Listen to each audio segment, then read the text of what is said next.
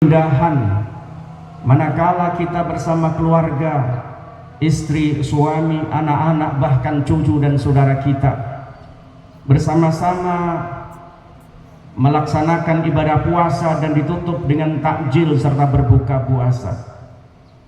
Telah kita tinggalkan bersama keindahan waktu-waktu bersama keluarga manakala kita bangun di sepertiga terakhir di sepanjang malam untuk menunaikan sahur, dan telah kita tinggalkan hari-hari yang penuh dengan keindahan dan kenikmatan serta kekhusyukan ibadah.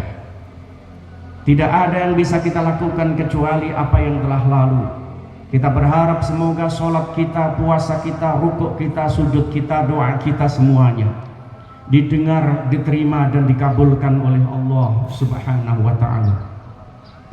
Kekhawatiran kita hanyalah satu, manakala hari ini dan hari-hari kemarin kita masih dipertemukan oleh Allah dengan bulan Ramadan, maka kita harus terus berharap dan berdoa mudah-mudahan di tahun yang akan datang kita masih dipertemukan lagi dalam keadaan sehat dan diberkahi oleh Allah Subhanahu wa ta'ala, sehingga mampu merekuk kembali nikmat jamuan ibadah sepanjang Ramadan dari Allah Subhanahu wa ta'ala. Allahu Akbar walillahil hamd. Kaum muslimin yang dirahmati Allah, ada sejumlah hal yang bisa kita petik dari pelajaran hadirnya bulan Ramadan dengan kewajiban puasa di dalamnya. Yang pertama adalah kewajiban puasa kita di bulan Ramadan itu sesungguhnya mengajarkan kepada kita untuk senantiasa memegang teguh ajaran Islam dengan mempertebal dan memperkuat keimanan kita. Di dalam sebuah hadis riwayat Bukhari dan Muslim, manakala Rasulullah SAW mengajarkan kepada kita untuk berdoa menjelang hadirnya bulan Ramadan itu, beliau mengatakan, Allahumma ahillahu alaina bil yumni wal iman wassalamati wal islam Rabbi wa rabbukallah. Ya Allah, hadirkanlah bulan Ramadan, hilal bulan Ramadan itu bagi kami dengan penuh ketenangan, kedamaian hati, dengan ketinggian iman, kesiapan diri untuk bisa dengan nyaman menjalankan ibadah-ibadah dan ajaran Islam. Wahai Tuhan kami dan Tuhan kalian semuanya. Doa ini sebenarnya menjadi dasar bagi kita semuanya ketika seorang muslim itu memasuki bulan Ramadan dan diwajibkan di dalamnya puasa sepanjang sebulan penuh itu. Tidak hendaknya dijadikan sebagai bulan untuk mendidik dirinya, menjadikan dirinya sebagai hamba Allah yang memiliki karakter-karakter keislaman yang kuat dengan dasar fondasi keimanan yang sangat kokoh. Fondasi keimanan yang sangat kokoh itu diibaratkan oleh Allah Subhanahu wa ta'ala sebagaimana dicantumkan dalam surah Ibrahim ayat 15. Di sana Allah berfirman, Alam tara kaifa daraballahu mathalan kalimatan thayyibatan kasyajaratin thayyibatin asluha thabitun wa far'uha fis sama' tu'ti ukulaha kulla hinin bi'izni rabbiha wa yadribullahu al-amthala lin-nasi la'allahum yatadhakkarun. Bukankah Allah Subhanahu wa ta'ala telah membuat sebuah perumpamaan, kalimat yang sangat indah itu bagaikan pohon yang sangat baik di mana akarnya menghunjam ke dasar tanah yang sangat dalam dan kuat, sementara batang, ranting dan daun-daunnya itu menjulang ke angkasa yang siap menghadapi berbagai macam terpaan angin, panas maupun hujan sederas apapun dengan badainya. Orang-orang semacam itulah yang digambarkan oleh Allah sebagai pemilik tauhid murni, tauhid sejati, keimanan tauhid hanya kepada Allah Subhanahu wa ta'ala. Rasulullah SAW pada zamannya mengajarkan dan menegakkan tauhid kepada para sahabat-sahabatnya semata-mata tidak ada lain kecuali untuk mengangkat harkat dan martabat mereka, sehingga para penunggang-penunggang kuda yang sangat keras dan kasar lagi ganas di antara para sahabat-sahabat itu sebelum Islam berubah menjadi hamba-hamba Allah yang sangat taat, yang khusyuk, yang lemah lembut, sekaligus memiliki kekuatan untuk bisa mengalahkan imperium Persia dan Romawi, hingga wafat beliau dan dilanjutkan dengan para sahabat-sahabatnya. Islam telah menjangkau hampir seluruh jazirah Arab, Timur Tengah, dan manakala itu dilanjutkan oleh para ulama salaf, para tabi'in pada zaman mulkan a'adhan, pada zaman kekuatan dan kerajaan Islam yang sangat menggigit,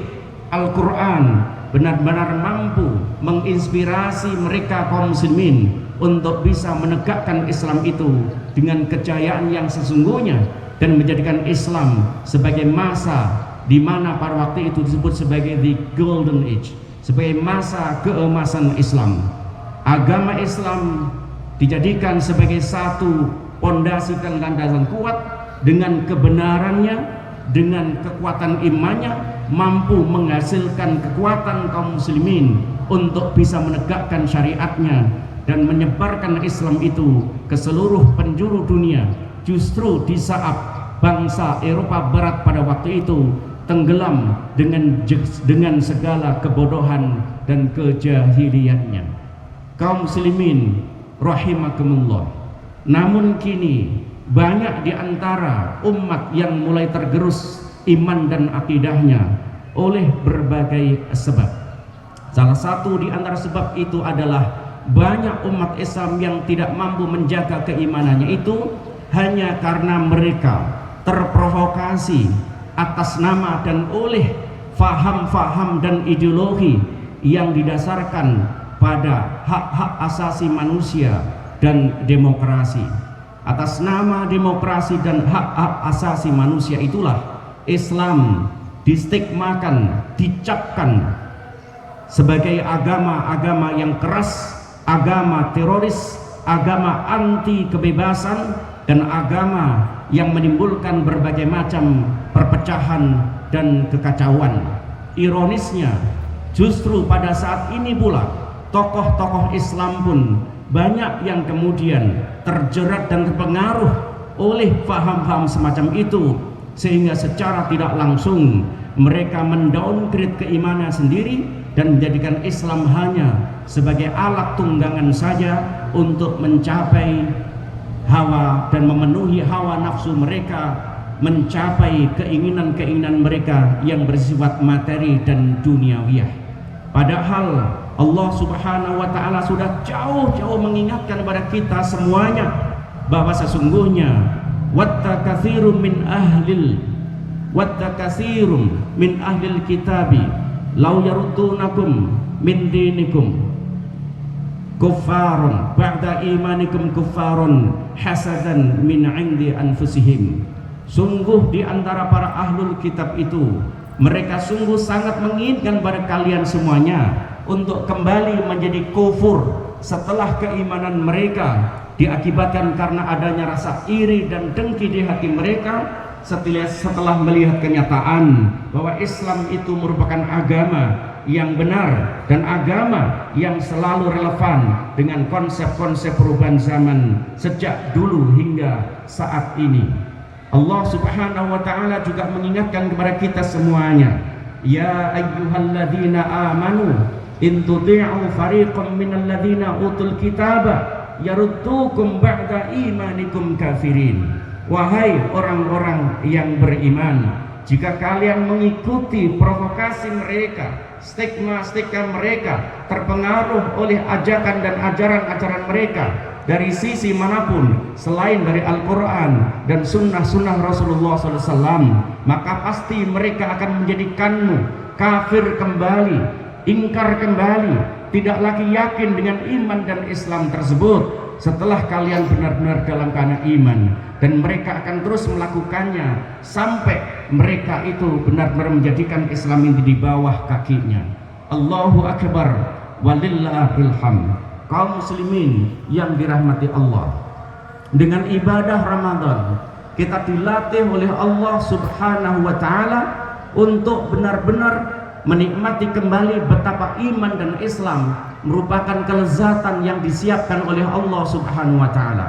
Kita bisa saksikan ketika Ramadan tiba, banyak di antara kaum muslim dan mukmin dalam jenis apapun, kalangan bagaimanapun, kondisi iman seperti apapun keadaannya, ketika mereka punya keimanan yang kuat kepada Allah, yang sedang maupun yang lemah, semuanya diseru oleh Allah Subhanahu wa taala untuk benar-benar menjalankan Islam, menjalankan ketaatan di pagi hari sampai siang dengan berpuasa, dan di malam harinya dengan melaksanakan sholat lail, sehingga mereka kemudian nanti di akhir dari Ramadan itu benar-benar kembali dengan spirit baru, dengan keimanan yang telah tercap, keimanan yang telah diberikan kekuatan kembali melalui amalan-amalan sepanjang Ramadan dengan kekuatan Islam, dan mereka karenanya jadi hamba Allah yang istiqamah setelah disucikan dan dibersihkan dari segala dosa dan salah.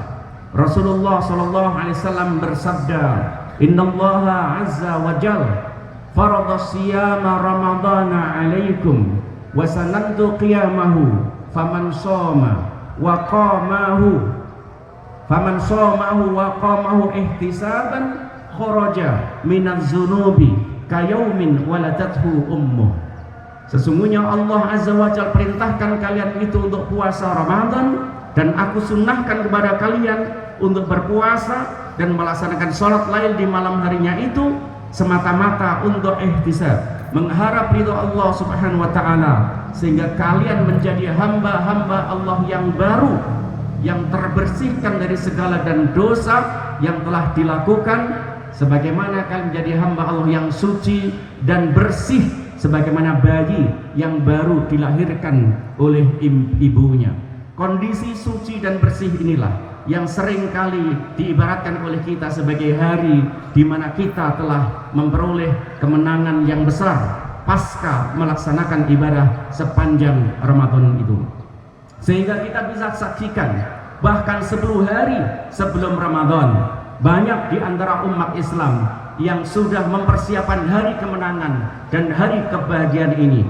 Bahkan tidak hanya orang-orang yang berpuasa, wong-wong sing gak poso pun malah lebih cepat, lebih dulu, lebih banyak, lebih segera untuk menyambut hari kemenangan dan kebahagiaan ini. Seolah-olah apa yang dilakukan di sepanjang Ramadan sebelumnya itu menjadi sesuatu yang memberatkan bagi mereka.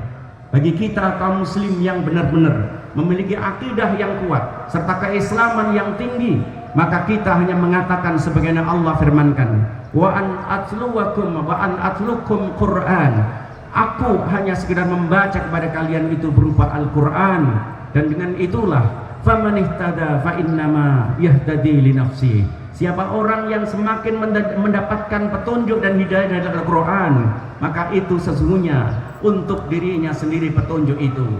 Wa man dhalla fa innama ana minal mundzirin. Tapi siapa di antara yang kemudian dia sesat, maka sesungguhnya kita hanyalah memberikan peringatan-peringatan yang nyata.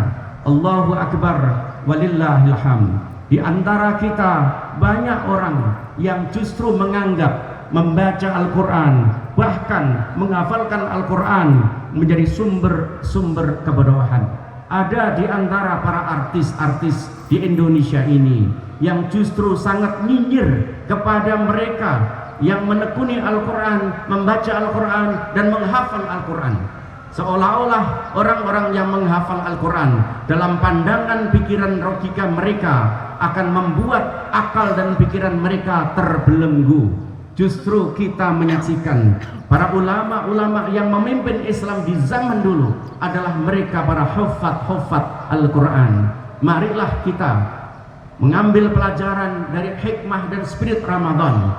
Apa yang telah kita lakukan di masa lalu justru kita jadikan sebagai titik tolak bagi kita semuanya untuk semakin memperkuat keimanan kita dan semakin menjadikan kita taat menjalankan keislaman kita. Khalifah Umar bin Khattab pernah berpesan kepada kita, Sesungguhnya yang membuat kalian semuanya itu kuat bukan karena kalian itu kuat dan punya kekuatan, tetapi yang membuat kalian itu kuat sesungguhnya adalah iman dan Islam kalian, dan itu benar-benar telah terbuktikan. Yang kedua, di antara hikmah dan spirit Ramadan itu adalah kemauan dan kesiapan kita untuk selalu bermuhasabah dan introspeksi diri. Allah Subhanahu wa ta'ala sesungguhnya tidak mengajarkan kewajiban-kewajiban ibadah puasa di bulan Ramadan itu kecuali untuk ihtisaban, benar-benar untuk mengintrospeksi, merefleksi dan melihat ke dalam diri kita. Kenapa umat ini selalu berada di dalam posisi kalah dan terpinggirkan? Setelah berabad-abad lamanya umat Islam itu berada di zaman keemasan. Allah ingatkan hal itu misalnya di dalam surat Al-An'am ayat 129. Wa kadzalika nuwalli ba'dadh-dhalimina ba'dhan bima kanu yaksibun. Dan demikianlah kami pimpin di antara kalian itu orang-orang yang semisal dengan diri kalian. Kalah dan terkalahkannya umat, terpinggirkannya umat, terdegradasinya umat tidak ada lain disebabkan karena umat belum memiliki kualitas yang memadai dan cukup untuk menjadi pemimpin-pemimpin dan penghulu dunia sebagaimana sahabat dan tabi'in di masa yang lalu. Pernah suatu saat Rasulullah SAW mengingatkan kepada sahabat-sahabatnya, ingatlah kalian nanti akan dijadikan sebagai kelompok yang selalu diperebutkan oleh orang-orang lain sebagaimana singa, binatang buas yang memperebutkan makanan.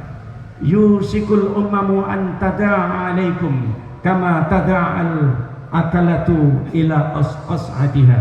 Nanti kalian itu akan jadi umat yang diperebutkan oleh orang lain sebagaimana binatang buas memperebutkan makanan-makanan yang disiapkan di hadapannya.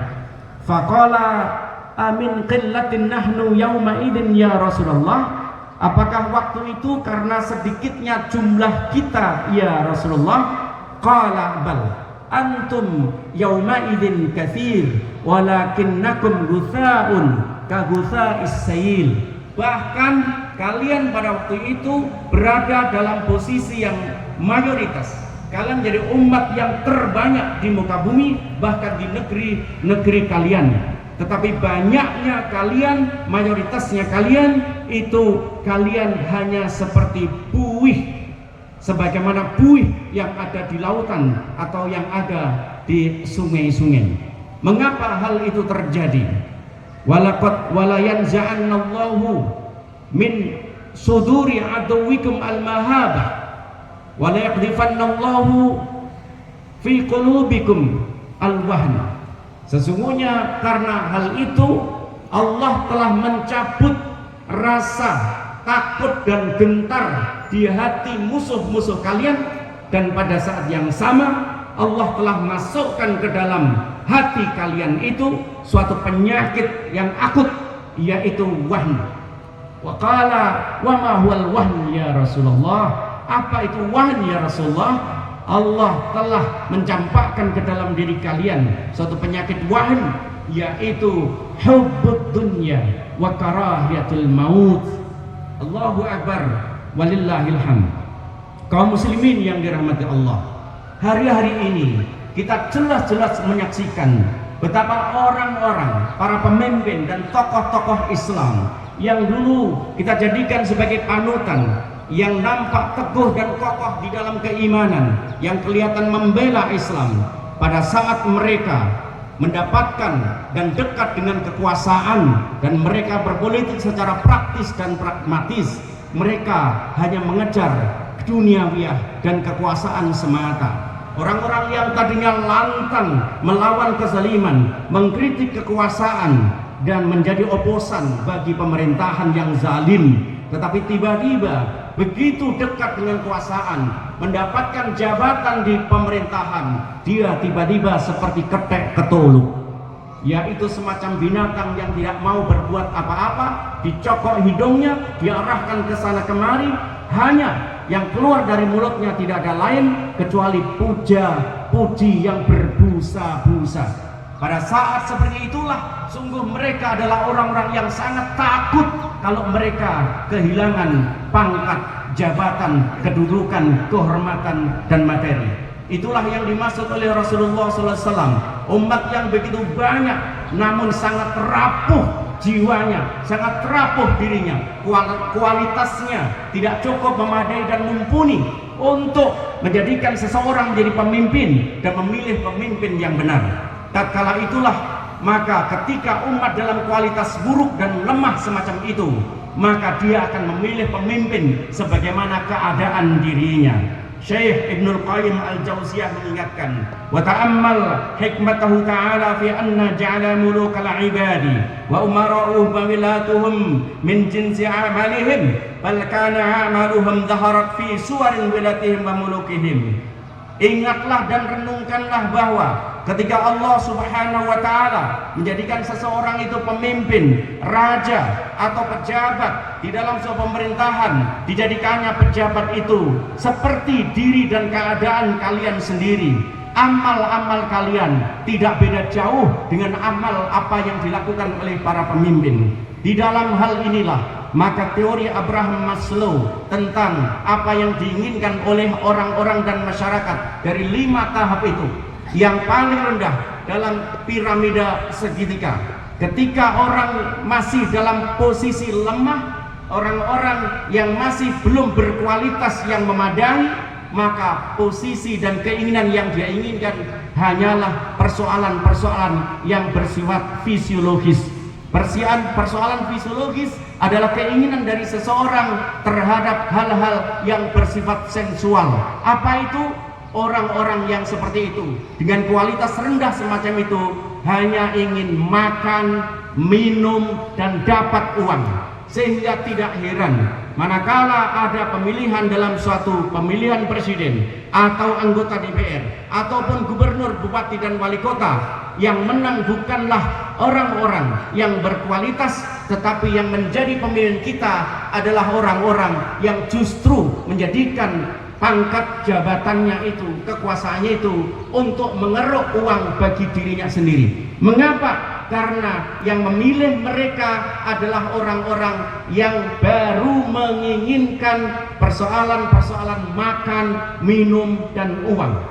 Berjuta-juta, ratusan triliun uang digelontorkan untuk menjadikan seorang pemimpin. Dalam alam demokrasi, harga seorang tukang sapu akan sama dengan harga seorang profesor, nggak ada bedanya. Tatkala masyarakat yang hanya suka uang, yang hanya suka makan dan suka minum, maka dia akan terlena ketika seorang calon presiden atau seorang calon pemimpin mengatakan, kalau kalian pilih aku, maka akan aku beri kalian itu makan pagi dan makan siang gratis.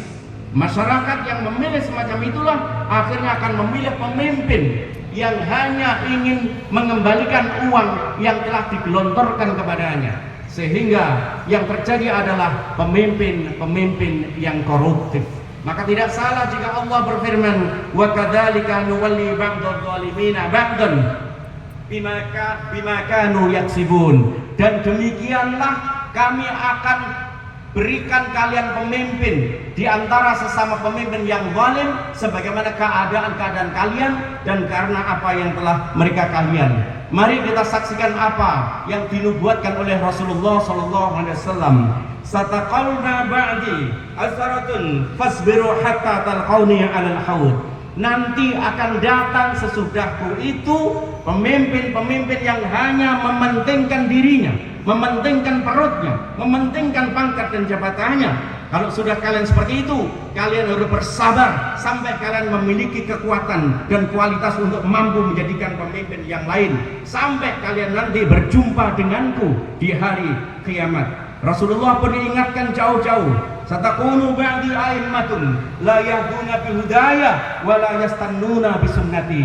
Nanti kalian pun akan dipimpin oleh orang-orang sesudahku, orang-orang yang tidak pernah mau menggunakan petunjukku. Dan kalau ada orang yang menggunakan petunjukku serta menggunakan petunjuk Al-Quran dan sunnahku, mereka akan dicap sebagai orang-orang yang kasar, yang ganas, dan yang teroris. Dan kemudian Rasulullah juga mengingatkan, di antara pemimpin semacam itulah sayaqumu fihim rijalun qulubuhum qulubus syayatin fi jismani ins. Jika telah ada pemimpin yang seperti disebutkan di atas tadi, akibat dipilih orang-orang yang hanya mementingkan isi perut belaka, maka di antara pemimpin itu terdapat kelompok orang-orang yang mempunyai hati seperti hatinya setan.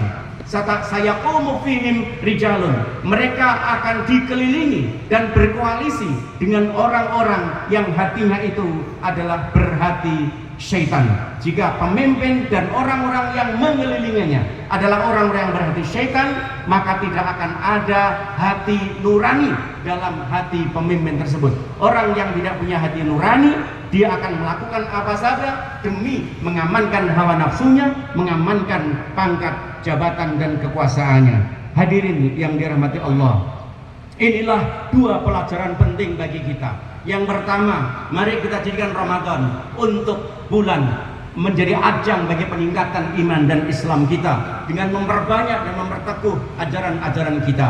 Dan yang kedua adalah mari kita introspeksi dan muhasabah. Kita siapkan betul bahwa umat ini harus menjadi umat yang terbaik, umat yang cerdas, umat yang tidak lagi terombang-ambing dan diperebutkan oleh kelompok-kelompok kecil yang hanya menginginkan pangkat dan jabatan. Aqulu qouli hadza wa astaghfirullaha li wa lakum fil Qur'anil azim wa nafa'ani wa iyyakum bima fihi minal ayati wa dzikril hakim wa taqabbala minni wa minkum tilawatahu wastaghfiruh innahu huwal ghafurur rahim. Alhamdulillahi hamdan yuwafi ni'amahu wa yukafi mazidah. Ya Rabbana lakal hamdu kama yanbaghi li jalali wajhil karim 'azimil sultanik. Allahumma salli wa sallim ala nabiyyina Muhammadin wa ala ali sayyidina Muhammad. Allahumma ghafir lana dhunubana wa li abaina wa li ummahatina wa li walidina warhamhuma kama rabbayana shaghara. Allahumma inna nas'aluka imanan kamilan wa yaqinan shadiqan wa lisanan dzakiran wa rizqan wasi'an halalan thayyiban. Allahumma ansur man nasradin wahdul man fadlatin. Allahumma ansur ikhwanana al-muslimin al-mustad'afina fi Filastin wahdul man fadlatin wal kuffari wa khasatan min bani Israil. Allahumma arinal haqqa haqqa warzuqna ittiba'ah wa arinal batila batila warzuqna ijtinabah. Rabbana taqabbal minna innaka antas sami'un alim wa tub 'alaina innaka antat tawwabur rahim. Rabbana atina fid dunya hasanah wa fil akhirati hasanah wa qina adzabannar. Ya alim ya fatah iftah alaina futuhan narifin. Subhana rabbika rabbil izzati amma yasifun wa salamun alal mursalin walhamdulillahi rabbil alamin. Wassalamu alaikum warahmatullahi wabarakatuh.